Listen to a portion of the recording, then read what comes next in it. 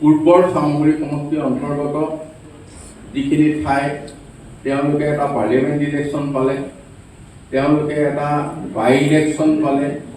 গতিকে এই সময়ছোৱাত তেখেতসকলে ৰাজনৈতিক কুচকাৱাজ কৰিবলৈ দুটা সুবিধা কম সময়ৰ ভিতৰতে পাইছে। যথেষ্টখিনি ভাষিক সংখ্যালঘুৰ লোকৰ প্ৰতিনিধিয়ে যিসকলে সমাজক বিভিন্ন স্থানত অধিষ্ঠিত হৈ আছিল, তাৰ যুৱ প্ৰজন্মই দলত যোগদান কৰিছে।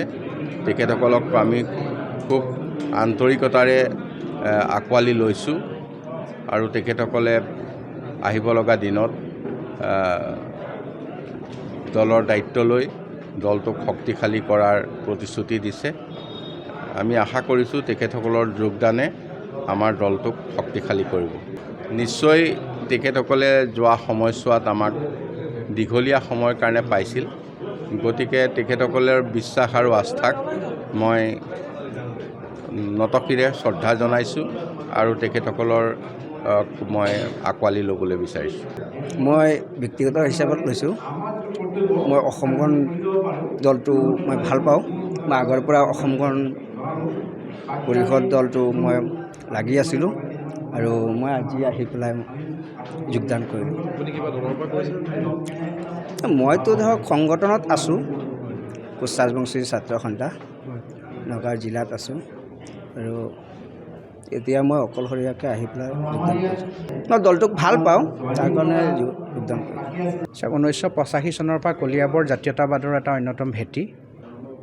অসম গণ পৰিষদক কলিয়াবৰৰ ৰাইজে যথেষ্ট মৰম আশীৰ্বাদ প্ৰদান কৰি আহিছে আৰু অসমৰ মাননীয় মুখ্যমন্ত্ৰী ডক্টৰ হিমন্ত বিশ্ব শৰ্মা ডাঙৰীয়াৰ নেতৃত্বত কলিয়াবৰৰ ৰাইজৰ জনপ্ৰতিনিধি কেশৱ মহন্তই ইয়াৰ বিধায়ক হিচাপে কলিয়াবৰৰ সৰ্বাংগীন উন্নতি আৰু সকলো জাতি জনগোষ্ঠীৰ ধৰ্মাৱলম্বীৰ মানুহক একতা আৰু সমন্বয়ৰ দোলেৰে আগবঢ়াই লৈ যাবলৈ চেষ্টা কৰিছে।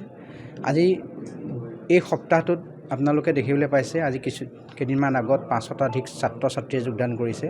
আজিও ঠিক তেনেকৈ 5 শতাধিক যুৱ আৰু যুৱতীয়ে যোগদান কৰিছে। উজ্জীৱিত কলিয়াবৰ আৰু শক্তিশালী অগপ, এই মূল মন্ত্ৰৰে আমি আগবাঢ়িছোঁ যে কলিয়াবৰক আমি উজ্জীৱিত কৰি তুলিম। কলিয়াবৰৰ নতুন প্ৰজন্ম, কলিয়াবৰৰ ভৱিষ্যত, কলিয়াবৰৰ আন্তঃগাঁথনি নিৰ্মাণৰে কলিয়াবৰক অসমৰ ভিতৰতে এটা নতুন আৰু জাকত জিলিকা সমষ্টি হিচাপে গঠন কৰাৰ লগতে নতুন প্ৰজন্মৰ জাতীয়তাবাদী চিন্তা, দেশপ্ৰেম, সমন্বয় ৰাজনীতিৰে আমি তেওঁলোকক লৈ যাব বিচাৰিছোঁ। আৰু আজি কলিয়াবৰৰ বিভিন্ন প্ৰান্তৰ বিভিন্ন জাতি জনগোষ্ঠীৰ ধৰ্মাৱলম্বীৰ, খেলুৱৈ, বিভিন্ন দল সংগঠন, বিভিন্ন অনুষ্ঠান প্ৰতিষ্ঠানৰ প্ৰতিটো চুকৰ পৰা আহি পেলাই আমাৰ যোগদান কৰিছে। তেওঁলোক সকলোকে আমি আদৰণি জনাইছোঁ আৰু এখন উজ্জীৱিত কলিয়াবৰ আৰু শক্তিশালী অগপ তেওঁলোকৰ জৰিয়তে গঠন হ'ব বুলি আশা প্ৰকাশ কৰিছোঁ। যথেষ্টখিনি ভাষিক সংখ্যালঘুৰ লোকৰ প্ৰতিনিধিয়ে যিসকলে সমাজক বিভিন্ন স্থানত অধিষ্ঠিত হৈ আছিল, তাৰ যুৱ প্ৰজন্মই দলত যোগদান কৰিছে। তেখেতসকলক আমি খুব আন্তৰিকতাৰে আঁকোৱালি লৈছোঁ আৰু তেখেতসকলে আহিব লগা দিনত দলৰ দায়িত্ব লৈ দলটোক শক্তিশালী কৰাৰ প্ৰতিশ্ৰুতি দিছে।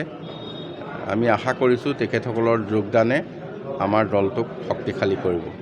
নিশ্চয় তেখেতসকলে যোৱা সময়ছোৱাত আমাক দীঘলীয়া সময়ৰ কাৰণে পাইছিল।